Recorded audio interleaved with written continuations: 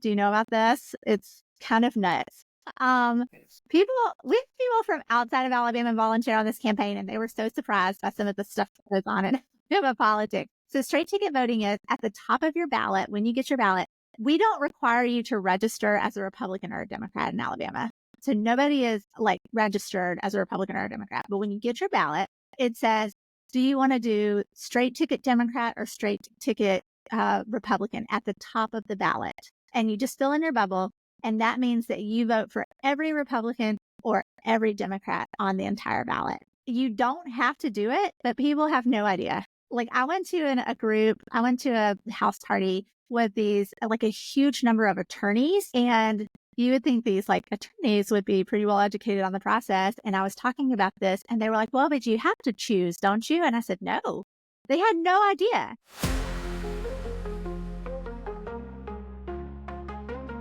All right, Elizabeth, you're joining us today. This is literally episode 1 of the second season, and it is the first day of the new Trump administration. There's so much going on right now, and I am over the moon to actually have you on the show. And I'm going to let you tell people why I'm so excited. You can tell people kind of who you are, what you did in the last election cycle, maybe where you're from, and I'm going to shut up and let you introduce yourself. Yeah, so I'm Elizabeth Anderson. I live in Birmingham, Alabama, and in my real life, maybe I should say, I am the CEO of a tech company. It's called Lunar Lab. We do software design. We make it ethical and inclusive. We do some of the product strategy for it. We do a good bit with AI as well. And in my political life, I ran for U.S. Congress this year, which was kind of something that I had always wanted to do. And it was a kind of a surprise that it happened when it did, but I had a great time doing it. I have no regrets about it. I lost, but I feel really good about the way that I lost. And I'll talk about that later, I'm sure. But it was a great experience, especially for somebody like me. I grew up way, way below the poverty line, had a very large family. It was very impoverished upbringing, a very abusive upbringing. So I'm a domestic violence survivor. And, my dad's been in federal prison for years and years and years. So I'm not the type of person that people typically think of when they think of someone who could be a tech CEO or could run for U.S. Congress. So I'm really proud to have done that, especially from the background that I'm from. Yeah, 100%. I mean, you are the American dream that people talk about. And I feel like so many times when people talk about that, I don't even know if they know what they're saying. I was thinking about this recently. Do we even know what the American dream really is right now? It's not the same dream that my parents had. I think that's what got me thinking about this recently. My parents are retired federal government employees and retired for a very long time, in my view, quite young in their life because they were federal employees. And I know I don't want that life, right? Like I don't want that, retire at 50 and then, kind of the traditional baby boomer generation retirement. So it's like, what is the American dream? But one thing, if you stop and think about it, is like moving across socioeconomic barriers at its core is the real American dream, and overcoming adversity, right? So everything you just said, and then the idea that you could also become one of the leaders of the country from that beginning, that to me is what America is. That's the dream right there. So kudos to you. I mean, I feel like that's so amazing. I didn't even know all of that about you. So, wow. Well, let's start with your election. So what prompted you to want to run for office this time in particular? That you said you'd always wanted to do it, but what made you jump in this time? Well, like I said, I've always wanted to do it because the way that I grew up, I was very different from the rest of my family in that I love C-SPAN. From a very young age, I love C-SPAN. So I was a total nerd. And I just always really appreciated the political process. But one of the things that drew me to it so much was that I was on these federal assistance programs. So we had free lunches, we had food, what we called food stamps back then. When we were very, very fortunate, we got to live in Section 8 housing, which was nice because it was clean, and had running water. And so I knew when I was in high school that these programs were being decided by politicians And a lot of these politicians did not know what it was like to rely on those programs. So early on, I heard someone, they were debating free lunches. And I heard these politicians and they were saying things like, well, we need to teach these kids the value of hard work. They're going to grow up and become lazy. And I'm like, well, I'm working really hard. That doesn't sound like me at all. This doesn't know what I'm going through. And so I'd always been really in tune with the fact that our political leaders decide so much of the policy that in turn impacts our daily, everyday lives, right? And I think that people don't think about that very often, but it's very true. And so for this time around, I knew that I kind of wanted to run eventually. The person in the seat currently, I have been sort of dissatisfied with for a long time. I've been writing letters to that person for years and have been getting dissatisfying responses, and he wasn't voting the way that I wanted him to. And then in October of the year that I decided to run, the county where I live, which is Shelby County, is it's one of the largest counties in Alabama. It's the wealthiest county in Alabama. We lost all of our maternity wards.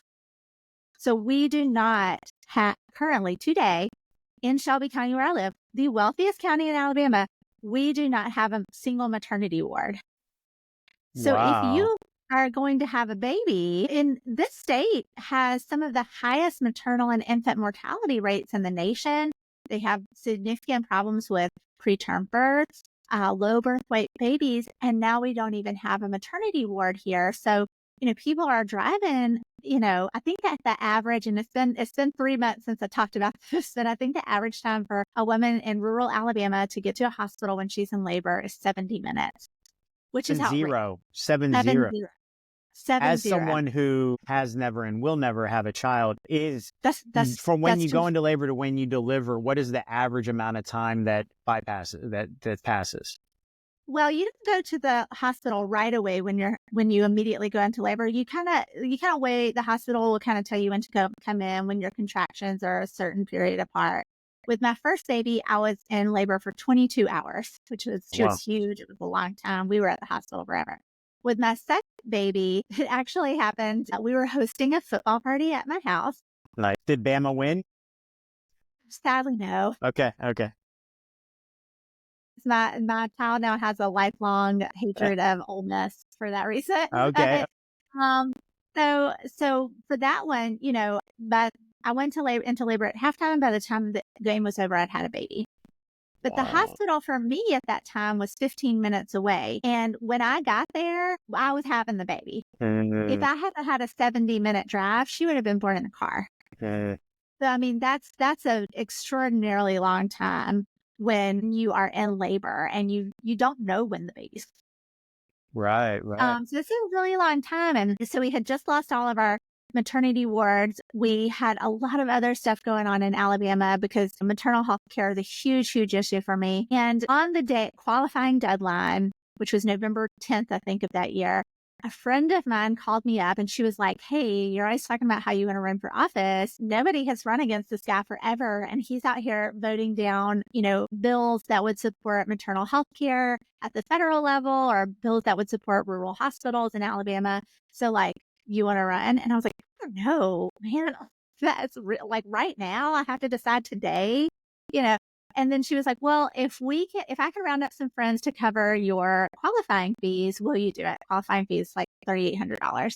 I said, okay, sure. I'll think about it. So within an hour, she had rounded up some people who were like, we're going to put in for you to run. So I said, okay, well, I'm just deciding to decide, right? I'm just qualifying at this point, and I can decide later if I want to run a full campaign or if I just want to have another name on the ballot, which is also a very valid thing to do. We need that too. We also need to have another name on the ballot. We need to have options in this country. It's a democracy. What's the point if we don't have any options? So I thought about it and I decided to actually run a campaign because I'm a lifelong overachiever and can't halfway do anything. So here we are.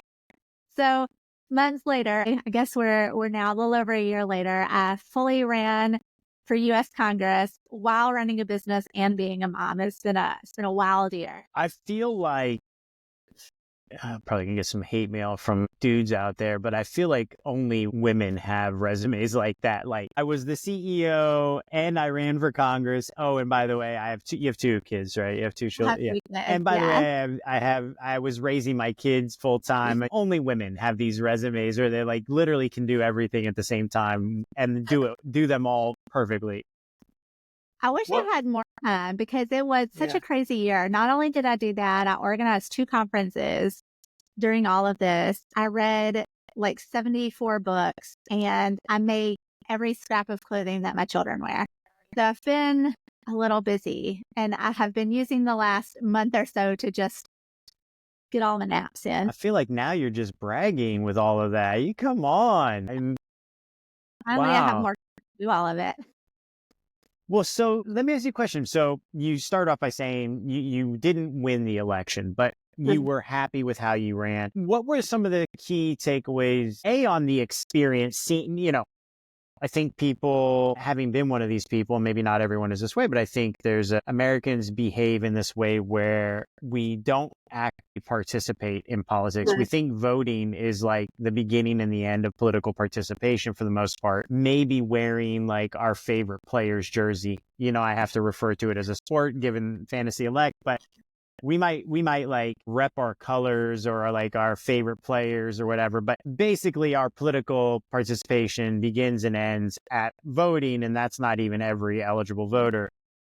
But we love to be able to say how horrible politicians are for what they're doing, even though they at least are participating. So stepping on the other side of the mirror and being in that position, what was that experience like for you? It was incredible. I would absolutely do it again. And I would recommend that everybody do it at some point. You don't have to like cannonball into the pool and run for US Congress because that was, I guess so many times on this campaign, I was like classic first run for office. It's like the big leagues. But, even running for your local city council or, I have a friend of mine who's running for city council right now. And, something like that can be really meaningful and impactful to your community or for your school board. So people all the time, people love to complain about, when we send our kids to school, everyone's out here, they're mad because they had to buy some extra glue sticks. And it really does. It sucks to buy those extra glue sticks. But do you know who's on your school board? Right? Like, do you know who's funding this stuff? Do you know who's deciding how much funding goes to these students? And it's not the presidential election, right? So people love to blame the president for how many glue sticks they had to buy, but that's not who's deciding that for you. And so that's why these more local elections are so important. But kind of back to the experience, it was fantastic. Like, I loved it. It's not all sunshine and roses. It was definitely a really busy time. For sure, had some haters. But the biggest thing for me was just being able to connect with my community in a different way. And I tried to run a fairly nonpartisan campaign. So my campaign colors were purple. I was running as a Democrat essentially for ballot access, but I made it a point throughout the campaign to try to connect with people who were, who might identify as Democrats, but people who might identify as Republicans as well. And that was challenging because it is so much like this idea of sports, right? I live in Alabama and we think about like Auburn, Alabama, right? And I think that the political process here is a little bit more like that than anybody's willing to admit. Because a lot of people would say, oh, a Democrat, I'm not going to listen to what you have to say. But I'm like, how do you know? Right? Like, how do you know? Because I think that so often, so many of us are more aligned on things than we would like to believe. So, for example, maternal health care, that's a huge issue. And nobody wants dead mamas and dead babies. We all want people to be able to have their babies safely and for people to have, healthy babies. And so on election day, I was talking to a Trump supporter in line for the voting booth. And, you would think that I'm running as a Democrat. This is a Trump supporter. I mean, he had like full MAGA everything, head to toe. Like, I did not even know they made MAGA shoes. But I'm talking to this guy and he's like, well, what are you even about? And I said, well, maternal health care. And we talked about it. And he lives in Shelby County. And he said, I'm so glad that you said that because my wife just had a baby. And we had to drive 45 minutes to the hospital in rush hour traffic because there wasn't one closer to us. And like, nobody talks about these things. That's a partisan issue. That's not Democrat or Republican. That's like, I just want this guy to have a healthy baby, and his wife to be, healthy and for her to have good recovery times.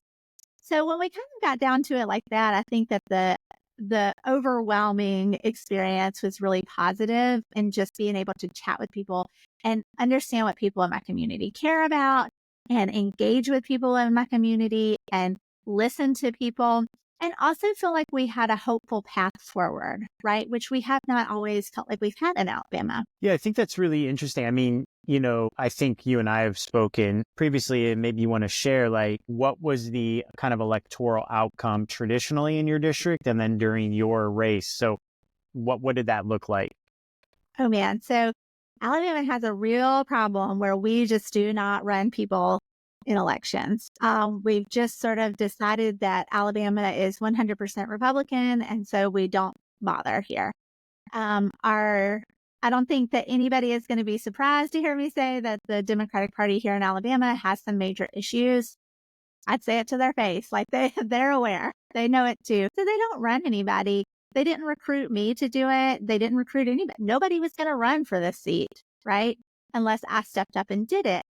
And so we don't run candidates, and therefore people believe that Alabama is a lot redder than it actually is. And what happens is we end up with one side running fairly extremist candidates and the other side running nobody. And that's at all levels, top to bottom, right here in Alabama. And so for this race, no one had run as a Democrat since 2018. Democrats just sort of gave up on the seat. So we really did not even have any data on what to expect. I mean, all we could go off of was presidential elections, because we just don't have enough candidates running, even in this overall district. So this is a congressional district, and it encompasses state house districts and things like that. But we just don't have anybody run at any of those levels. So we have no data. And so based on the presidential election data that we had, we were expecting me to get about 20% of the vote. That's sort of the baseline for this district. Now, I just told you that we don't run anybody. Huge part of that is that this district is particularly gerrymandered. I mean, it is cut for the Republicans to win. And you can see that it's kind of wild, because we were looking at the maps, and like it'll be house by house. They're like pulling them out. They've pulled the Democrats out and put them in one and pulled the Republicans in the other. It'll be like the same street. They're splitting precincts. It's a mess. So I was expected to get about 20%. That was the sort of baseline. I ended up with like just under 30%. So I felt really great about that. And when we were digging into the data, what we were able to do with that data is we found out that we flipped some precincts that were otherwise considered to be unflippable, because we heavily targeted a few different precincts. We know where we can run people, where people care about these types of issues. We now know we have a benchmark now, which we did not have before. And we also know that there were a lot of districts and precincts where I outperformed the presidential candidate for the Democrats. So we know that there are cases where people will split their ticket. In Alabama, it's a different thing, but they'll split their ticket. So people will vote for a Democrat if that Democrat cares about the issues, right? So we had a good many people who are on paper Republicans who ended up voting for me. Now, that being said, we have straight ticket voting here in Alabama. Do you know about this? It's kind of nuts. We have people from outside of Alabama volunteer on this campaign, and they were so surprised by some of the stuff that goes on in Alabama politics. So straight ticket voting is at the top of your ballot. When you get your ballot, we don't require you to register as a Republican or a Democrat in Alabama. So nobody is registered as a Republican or a Democrat. But when you get your ballot, it says, do you want to do straight ticket Democrat or straight ticket Republican at the top of the ballot? And you just fill in your bubble. And that means that you vote for every Republican or every Democrat on the entire ballot. You don't have to do it, but people have no idea. I went to a house party with these, a huge number of attorneys. And you would think these attorneys would be pretty well educated on the process. And I was talking about this, and they were like, well, but you have to choose, don't you? And I said, no, they had no idea. Most people don't know that you don't have to do the straight ticket voting. And they also don't know that even if you do the straight ticket voting, you can still select certain races and it will override override it, but Oh, people you have no. can. Okay. Yeah, Because I was wondering, that was what my question was going to be. Does that override? So like people are doing that, but then they're selecting below, but that overrides it. So their votes are being flipped, but I guess not. I guess you can still one by one it, right? you can, but people don't know that you can. And so Oh they my just don't bother gosh. to do it. It's So kind they, of why. so they think it's like either this or I select one by one, and then they end up doing this. And then Yeah, because maybe exactly. there's one person that's a Republican or a Democrat that they like. So they're like, well, if I want that person, I have to like, yeah, yeah. Exactly. Interesting. I think there are only a handful of states that allow straight ticket voting. And the research shows that it leads to a lot of extremism and a lot of these problems that we've been talking about. People don't really know who they're voting for, right? Because they're just filling it in for the whole thing.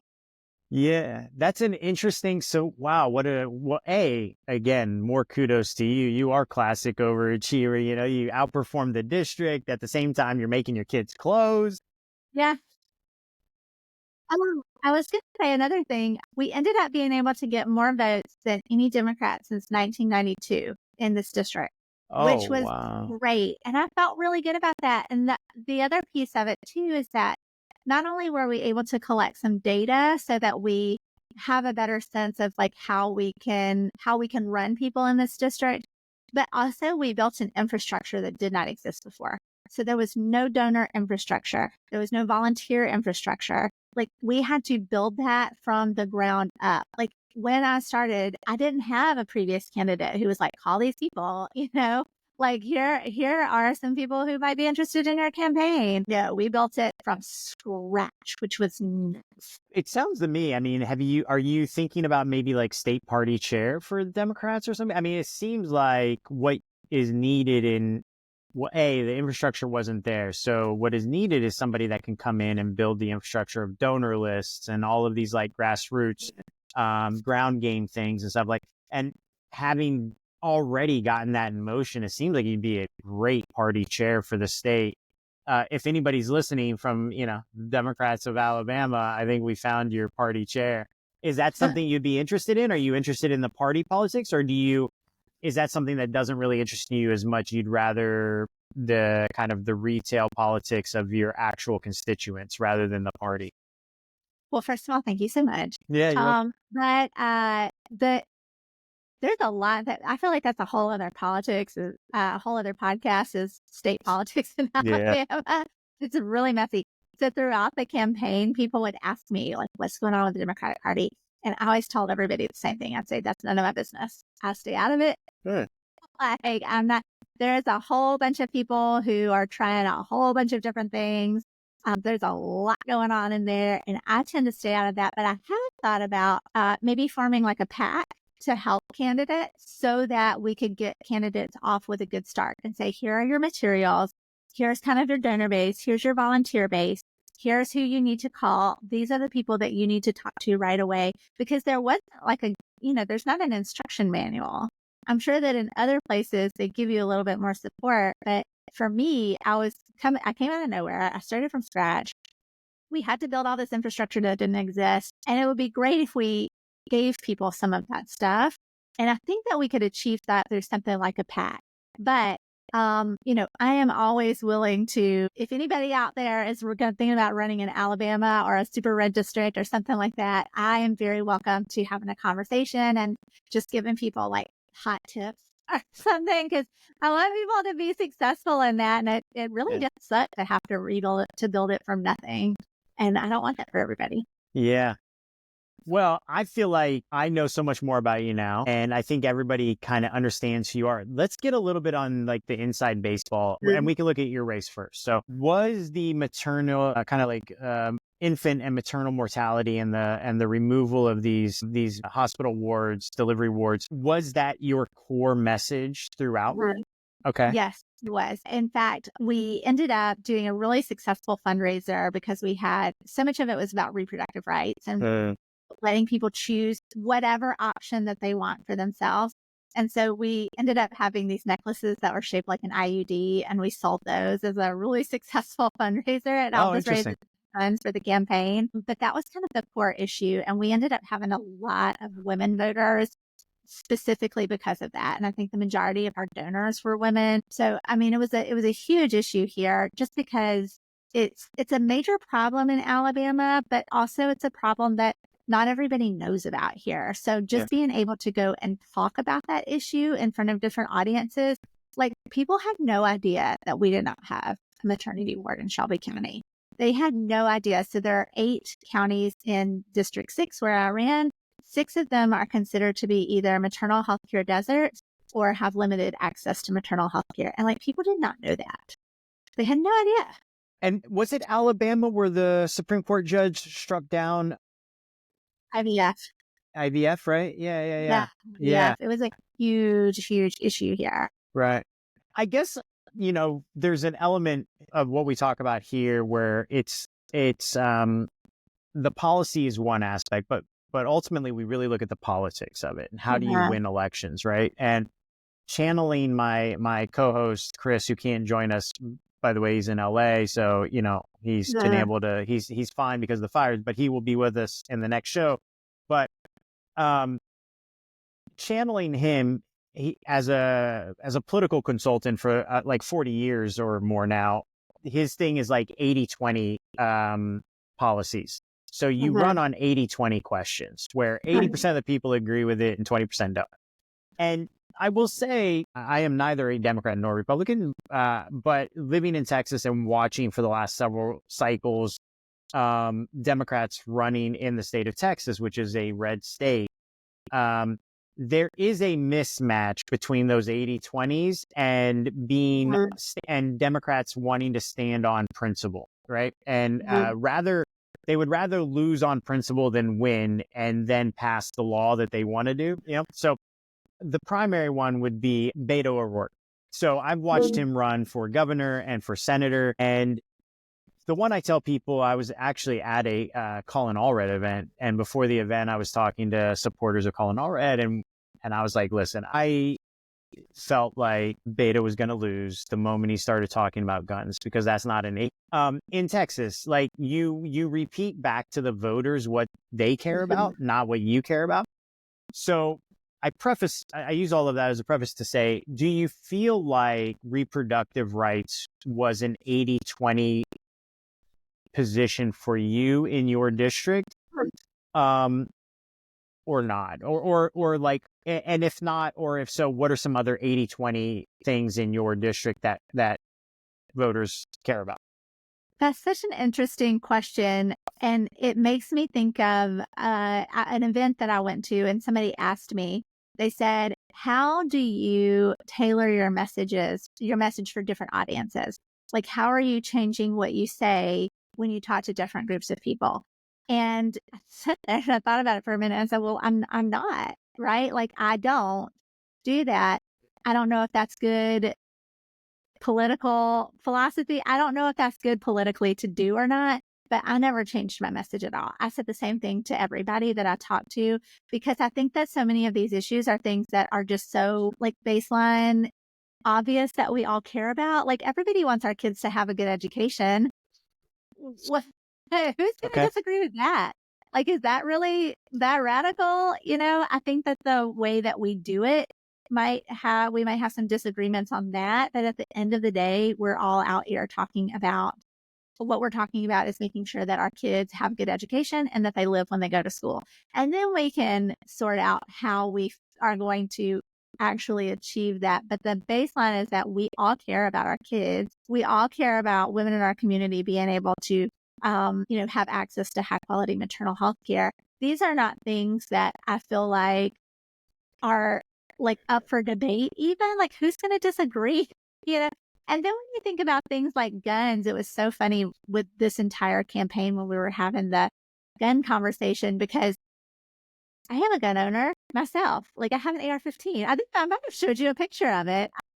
Yeah. So, when we met in person, but so much of that conversation, I feel like gets pushed to these extreme levels where the only options anybody cares about are ban all guns for everybody. No one is allowed to have one, period. They're bad, bad, bad. Or, arm our kindergarten children to the teeth, right? Like, but that's not really what is going on in reality where we all live, right? But that's how the political sphere sort of sees the gun debate.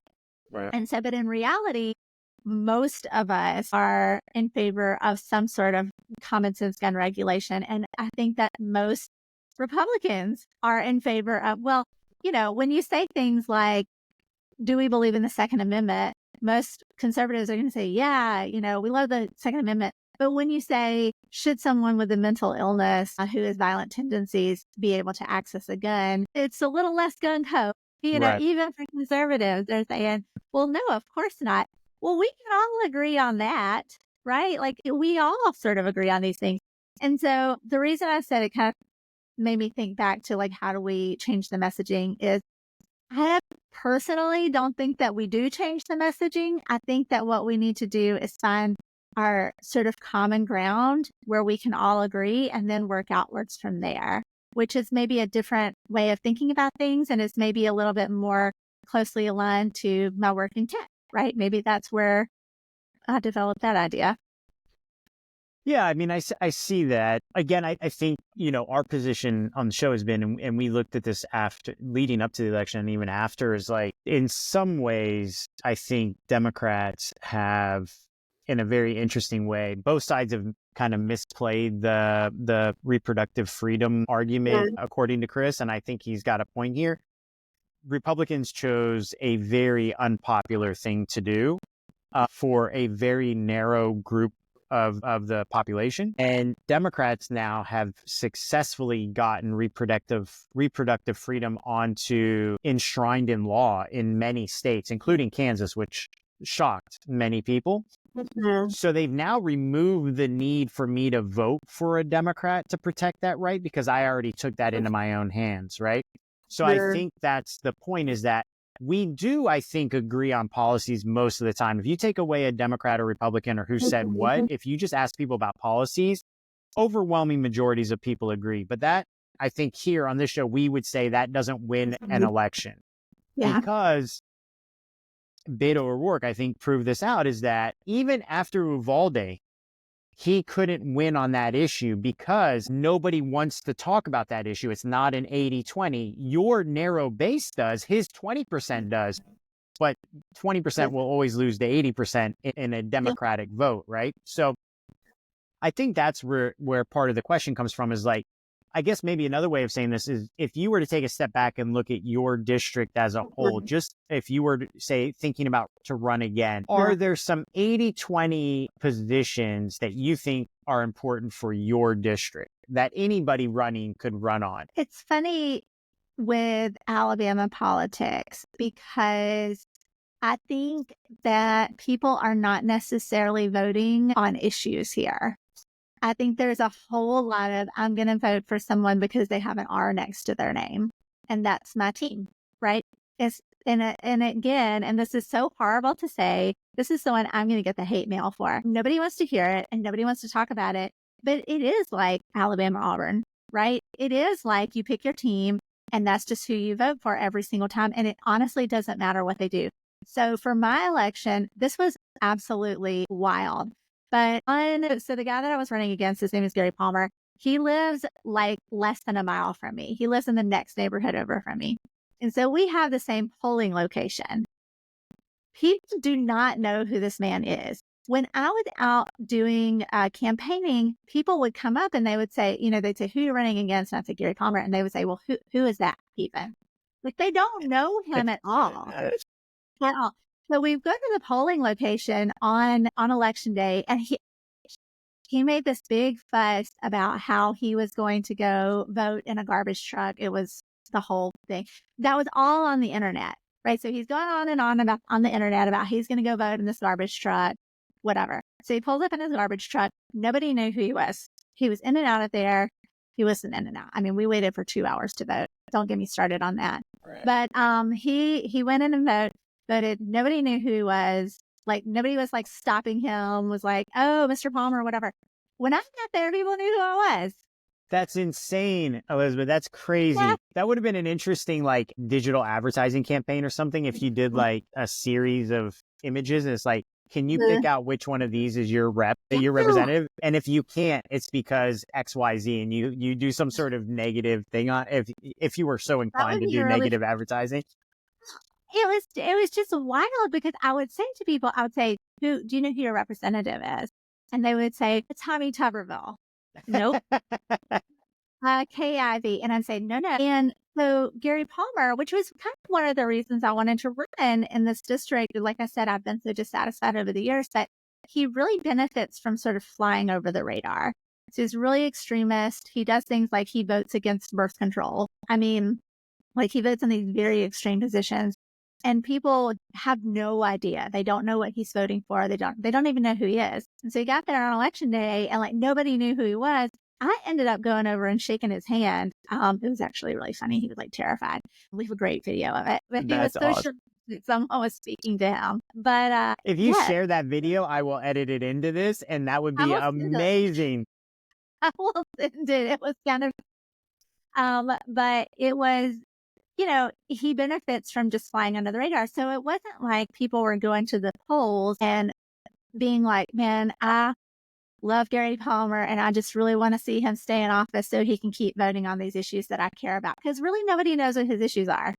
We know he hates birth control and gas stoves. Like that's what he cares about. Right. And so people go and they do street ticket voting, street ticket voting in Alabama. They vote for whoever has the R next to their name. And that's in part because the Democratic Party here has not done good messaging. And so the Republican Party here is just like, well, Democrats want all your kids to be gay and they want you all to be forced to have abortions after you've had the baby. I mean, it's like just crazy stuff. And people are like, yeah, that checks out. Democrats seem horrible. You I know? was gonna say, because you said it's not, nobody's voting on issues. They're just doing, there are no 80/20s. And I would say what I've learned from kind of, I'm probably in the middle, and then I have people on both sides of the spectrum with me. And then I live in a kind of a rural outside of Austin, and then there's Austin. So in talking to people, I think there is 80/20 brand recognition, however. Yes. And if you go down the list of what are the words that describe the brand of Republican and the words that describe the brand of Democrat, basically what you just said about abortions and this and that. And then on the other side is pro-family, pro-business, lower taxes. Honestly, the brand sounds really great over here. And over here it sounds a little fruity and nuts and crazy, right? But like, only if you believe that. Sadly, I defer to and believe from my high school political science class, I think it was Benjamin Franklin, but in a democracy, you get the government you deserve. So it's interesting how we reserve the right to hate politicians, yet we continue to do the bad things that put the bad politicians in. And I kind of have lost sympathy for that situation. So it's a really interesting position for you to be in that and see it up close, right? It was like, yeah, they're part of the red team. And if you can get 30% of the vote, you've actually really accomplished something since 1992, By the way, was the last Democrat in 92, was that Clinton's first one? I'm guessing was like the last Democrat that did well in that district. I don't know. I can't remember his name. This did actually used to be a Democrat district many, many years ago. Oh, Alabama, people do not realize that Alabama has, a few years ago, they had a pretty robust Democratic Party here. And this is, boy, like I said, this could be a whole other podcast.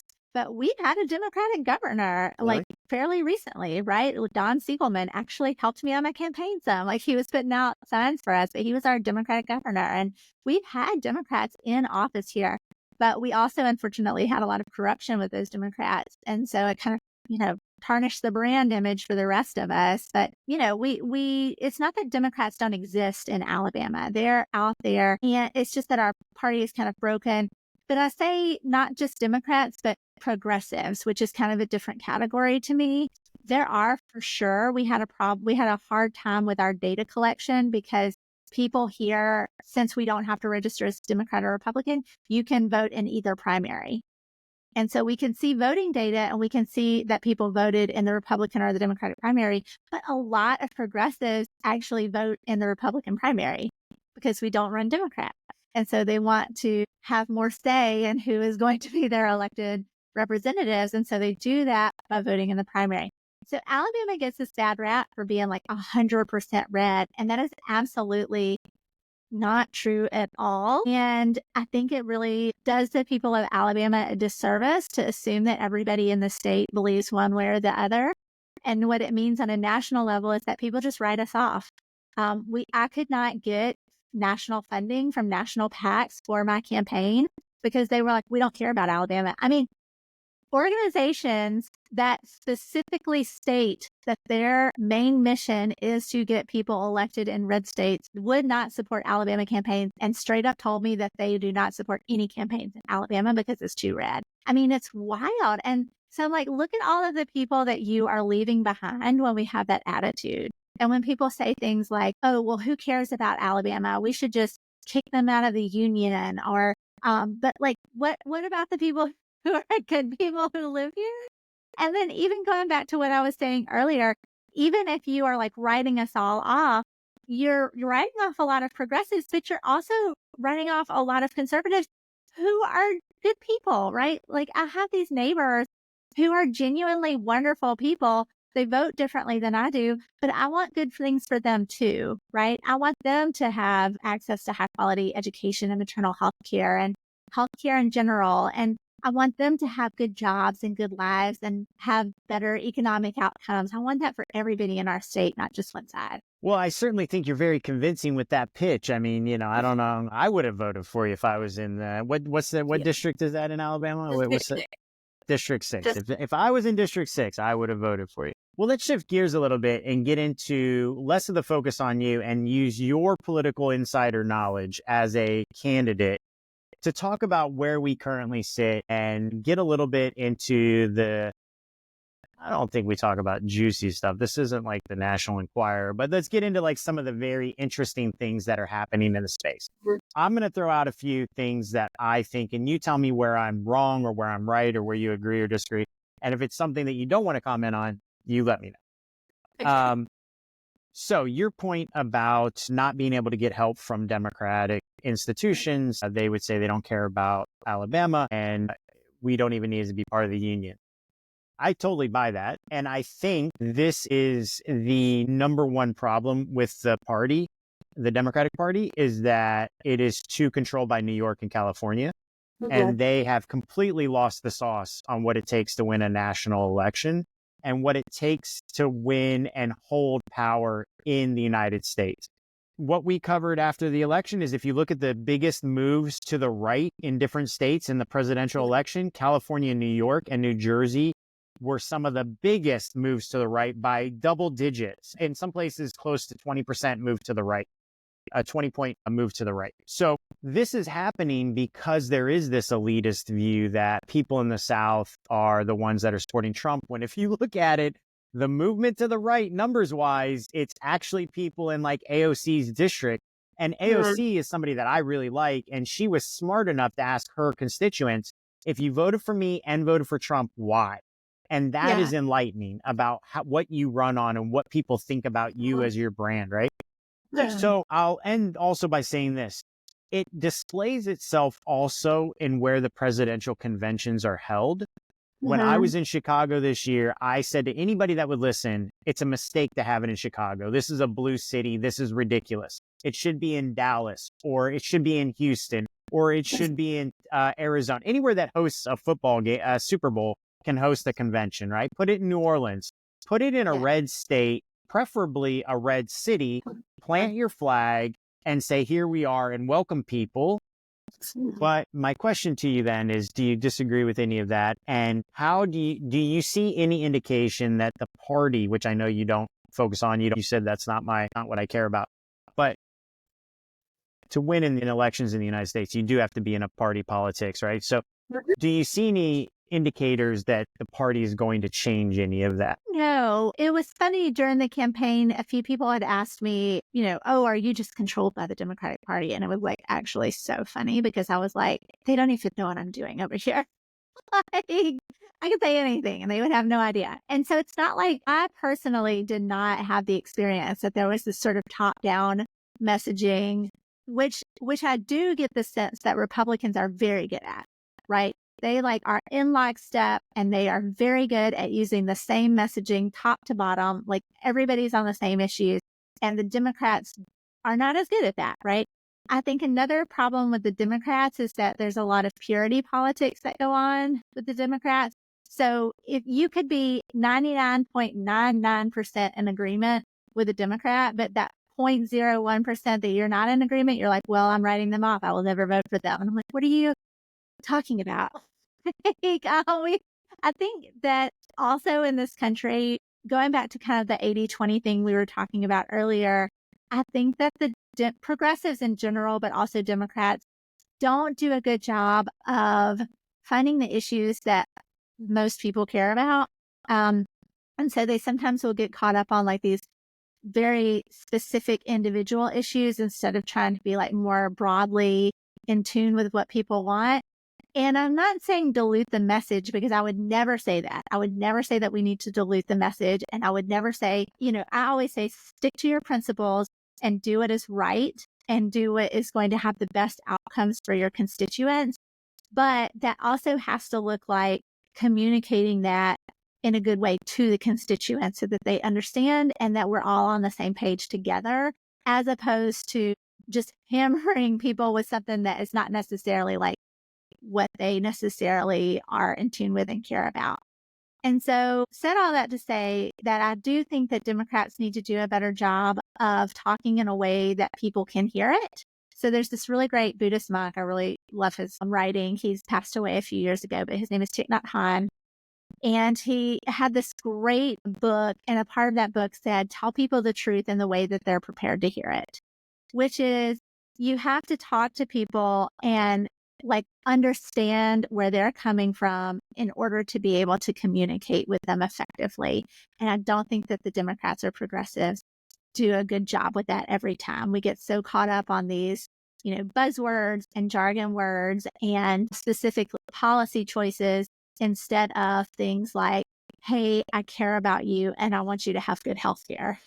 Right? Where, the Democrats are talking about things like universal health care, which people might not be ready to talk about, but maybe more prepared to talk about like, how can we get to better health outcomes for you? Yeah, I think that's interesting. I mean, one of the things as an outside observer, I would say that's difficult about that is when you talk about a population of people, and you see it now, people commenting, probably some of which is just clickbait, but, I didn't know that Trump was going to deport, Mexicans or whatever. It's like, you didn't know that over the last 9 years. You didn't know that was going to happen. Or like, I can't believe Trump is getting rid of the Affordable Care Act. And somebody responds, I thought you wanted to get rid of Obamacare. And they're like, oh, that's the same thing.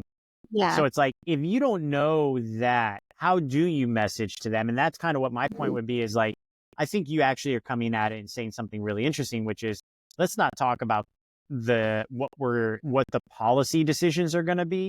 Let's actually talk about, in principle, do you believe everyone should have a minimum level of health insurance so that you and your kids have health insurance, right? It's like, I think that's interesting. I do wonder, just looking at the last election, do you think that holds true across the messaging? I mean, if you think about just the past presidential as like a brand test, you had a Madison Square Garden rally on the Trump side. You had all these things that were happening. And then you had on this side, kind of your traditional run-of-the-mill kind of Democratic campaign. It was like nothing was outlandish. And people still couldn't bring themselves to vote for Democrats. And Democrats got absolutely tranced, whatever the word is, in the Senate, and honestly did quite well in the House. They were able to maintain at the district level. But how do you break through that when you are dealing with that population? It is honestly so hard because the number of people, well, so often after the campaign, I have heard people say, well, I didn't know that that's what tariffs meant. And I'm like, Google's been working this whole time. And so it's very frustrating when, it's that classic meme of like, I didn't know the leopards would eat my face, right? You know, And I think that the Republicans do a really good job of getting emotional messaging across in a way that like they're not really communicating about the policy specifically. They're communicating like, do you want to get back at China? Right? Like, do you hate China? Let's go get them. Well, we're going to do tariffs. And people are like, yeah, I hate China. Like tariffs. And then tariffs hit and they're like, oh no, that's not what I thought it meant. And so during this campaign, it was interesting too, because people will absolutely just decide what they think your politics are, your policies are, with like no basis in fact or truth, right? So I had people who would come to me and say, well, you're a Democrat, and that is why you totally support people having post-birth abortions. And I'd be like, what are you talking about? That's infanticide. Like, I don't believe in that at all. You mean murder? Yes, exactly. Yeah, like I'm anti-murder, and you really shouldn't have to say that, right? Like Totally. I have to tell people that I'm anti-murder, but Right. the Republicans do such a good job of marketing, really, so that people think that if you're a Democrat, then you're pro-murder automatically. And so I Hey, don't know what the answer is, though, to just for overcome. time's sake, I know that we have to end, wrap up. I know you're a very busy woman, but let me ask you a question. Just, I'm going to push back on that for just 1 second. Is it marketing? Because I hear the same message and I don't believe it because I have common sense. I don't think there's a post-birth abortion because I know that that is murder because it's now legally a human being. Not only that, I also know that people have gone to prison for double homicide for killing a pregnant woman. So I know that that's factually a ridiculous thing to say, just like it's factually ridiculous to say they're eating dogs and cats in Ohio. So, but I think the difference is people want it to be true so they can hate the same people. So that's Yeah. a different thing. It's not a quality of marketing. What it is it's reflecting back to people that their hatred is justified. And Yeah. that's a different thing. It is exactly that. It's easy to dehumanize people when you just like throw a label at them, and then you can believe that they are baby murderers, right? Totally. Yeah. Like, Yeah. whether or not or they eat cats or whatever, Right. because you've dehumanized them. But I think a lot of that comes from that rhetoric piece of, I do think that the Republican Party puts out some dehumanizing messaging. And I think that if you have been taught to believe that these Democrats are horrible, evil people. I mean, I have people in my personal life who like absolutely believe that Democrats were sent from like the devil. I mean, and I'm not even exaggerating. Like these people believe that. And if you have been taught to believe that everybody with a D next to their name is evil, and I think this goes the other way too. If you've been taught to believe that everybody with an R next to their name is like a horrible fascist, like automatically, then I think it's easy to dehumanize other people and believe it when somebody says, oh, well, they're baby murderers, right? And the really frustrating thing is that I actually think people on the right have a justifiable point in many areas that don't require the dehumanizing language. I actually think that it was a mistake for Biden to roll back executive orders at the border that Trump had put into place. I think that it just made a problem worse. The policies are important and they're actually both sides should negotiate because good ideas can come from anywhere. But you don't need to say outlandish things to convince me. Just convince me. You know what I mean? Exactly. So I know for time wise, I just want to leave with this. Your prediction for who the Democratic nominee will be for president in 2028. Oh man. Oh, I don't know. Hopefully somebody good. I'm thinking Um, AOC. yeah. Maybe, she'd be great. I'm a lifelong Elizabeth Warren fan, I have to say. Okay. She's my dream candidate. I don't Okay. know, what do you call that in fantasy football where maybe they're not like the person who would actually be them, but that's who you want? Is that Wishful thinking. I like how she has a plan for everything. Yeah. Yeah. Yeah, I don't necessarily know that I have a prediction. I would really like to see how it plays out a little bit more. We're still so early in this new administration Yeah. and we have so long to get there. But I will say on that topic, while we're thinking about elections, just for everybody listening, please find out who is running because our midterms are coming up. You've probably got some special elections happening right now. You may have mayoral elections going on, governor elections. So those things are very, very important and in some ways more important than the presidential election. So I hope everybody is I would love to see that same level of passion for predictions for like the school board candidates.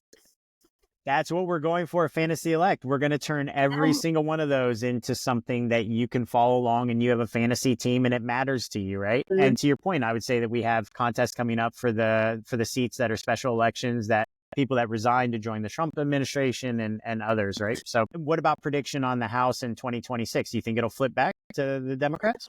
Back. I think historically it sort of flips back. Okay. So I do think that it'll flip back. I think it'll be probably pretty tight, but I think it'll flip back. Okay. Particularly, I do think that we're going to see some people have a little bit of buyer's remorse in this administration, which sucks. Like, I don't want that for people, but I do think that that's, a little bit of that's going to happen when we find out the impact of some of these policies that are coming our way. So I think that's going to translate into flipping the House again. But, we so often see that in the midterm, so that wouldn't be a big surprise. Right. So you're saying we're in the find out phase right now. I got you. Yeah. I got you. We're going to be finding out. I think that's my prediction for the next 4 years. It's going to be a lot of finding out. All right. Well, Elizabeth, thank you for joining us. Thank you for sharing everything. It's been a real pleasure. If you send that handshake video, we will cut that in. I'll send you. And we will be following your career closely because there's a lot more ahead for you, I think. Thank you so much. This has been so fun. It was Thank a pleasure. you. Thank you. Bye. Well, folks, there you have it. I really hope that you had fun hearing from Elizabeth. She, I think, really brought a perspective that we don't often see or hear from someone who just a local person who wanted to have an impact where they live, and also as an outsider in a, let's say, a super majority district. So today, like I said, when we started, is the first day of the Trump administration. It is Tuesday, the 21st of January. Chris will be back with us starting the next episode, and we have a lot planned for you this season on the show as we actually track what's happening in the country. I think based on the executive orders that were signed yesterday, and to Elizabeth's point, where things are already headed, I think it's going to be a lot to cover. And I think it's going to be, for me anyway, a very fun and interesting time for us to learn and grow and see how our politics is playing out. So thank you for joining us. As always, I will maybe hold up on putting this episode up for a day while I wait for that clip from Elizabeth, because I would like to put that in here. So in the final episode, hopefully I was able to get that and you are able to see it. I think that would be fun. Until next time, thank you, and keep an eye out on what's happening in Washington. And to Elizabeth's point, what's happening in your city hall or in your school board or any of these other places, these local places that actually affect your life, with potholes, with the quality of your schools, the quality of your healthcare. Pay attention. All right. We'll see you in the next one. Bye.